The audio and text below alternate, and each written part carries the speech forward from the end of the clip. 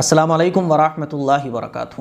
ایک واقعہ جو میں اپنے اسٹوڈنٹ سے شیئر کرنے جا رہا ہوں، اور یہ واقعہ میں آپ لوگوں سے اس لیے شیئر کرنے جا رہا ہوں کیونکہ آپ میرے اسٹوڈنٹس ہیں، میرے سے قرآن شریف کی تعلیم آپ لوگ حاصل کرتے ہیں۔ قرآن شریف کی صحیح تعلیم آپ لوگوں تک پہنچانا یہ میری ذمہ داری ہے۔ ہمارے معاشرے میں قرآن شریف کے بارے میں طرح طرح کی باتیں، غلط باتیں پھیلی ہوئی ہیں اور ہم لوگ ان کو صحیح سمجھتے ہیں۔ اسی طرح کا ایک واقعہ آج میرے ساتھ ہوا جو میں آپ لوگوں سے شیئر کرنے جا رہا ہوں۔ میرے ایک اسٹوڈنٹ ہیں، تو ان کی وائف کی طبیعت تھوڑی خراب رہتی ہے اور دوا کرانے کے بعد بھی طبیعت ٹھیک نہیں ہو پاتی، تو مجھ سے کہنے لگے کہ میں ان کے گھر ہی بیٹھا ہوا تھا، تو مجھ سے کہنے لگے کہ مفتی صاحب وہ ہماری وائف کی طبیعت بہت خراب رہتی ہے تو کچھ بتا دیں۔ تو میں نے ان سے کہا کہ اپنی وائف کو آپ کہیں کہ وہ سورہ بقرہ کی روزانہ تلاوت کیا کریں۔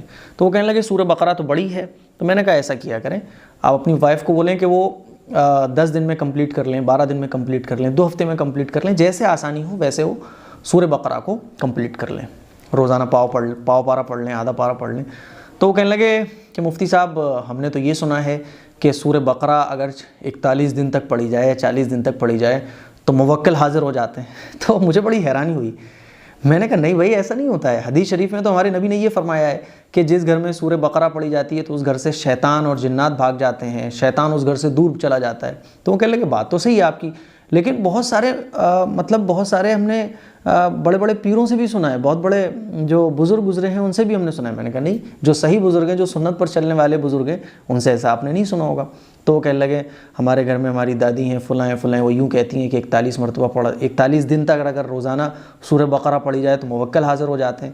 تو ہمارے معاشرے میں یہ بات پھیلی ہوئی ہے کہ اگر 41 دن تک سورہ بقرہ پڑھی جائے تو صاحب یہ ہو جاتا ہے، وہ ہو جاتا ہے، حالانکہ ایسا کچھ بھی نہیں ہے۔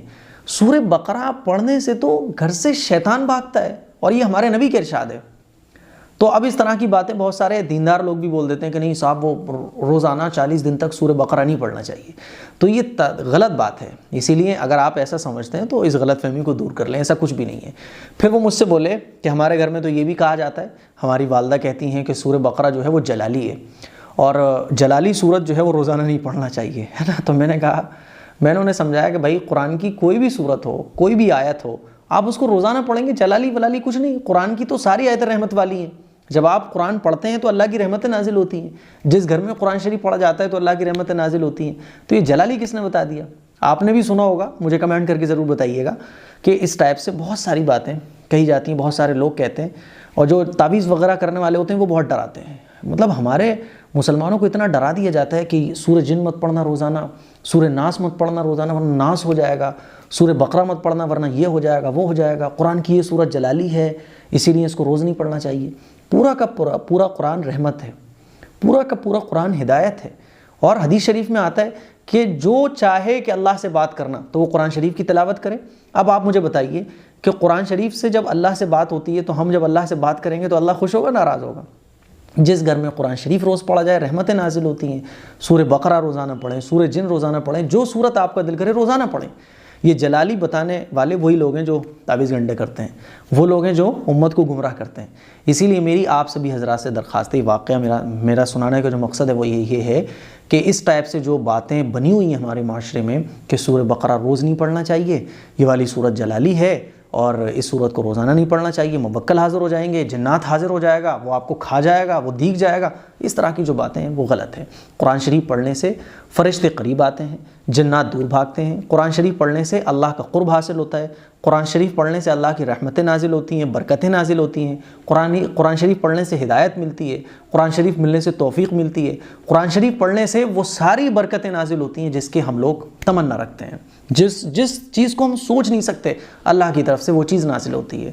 اسی لیے یہ جو باتیں پھیلی ہوئی ہیں، اور کیا کیا باتیں پھیلی ہوئی ہیں آپ مجھے کمنٹ کر کے بتائیے۔ بہرحال میں نے انہیں سمجھایا کہ ایسا نہیں ہے، میں نے کہا آپ اپنی اہلیہ کو بھی سمجھائیں، اپنے گھر پہ بھی سمجھائیں، کوئی قرآن کی صورت جلالی نہیں ہوتی، اور اگر جلالی بھی ہوتی ہے نا قرآن کی صورت تو قرآن شریف کی صورت ایسی جلالی ہوتی ہے جس سے آپ کو نقصان نہیں پہنچے گا۔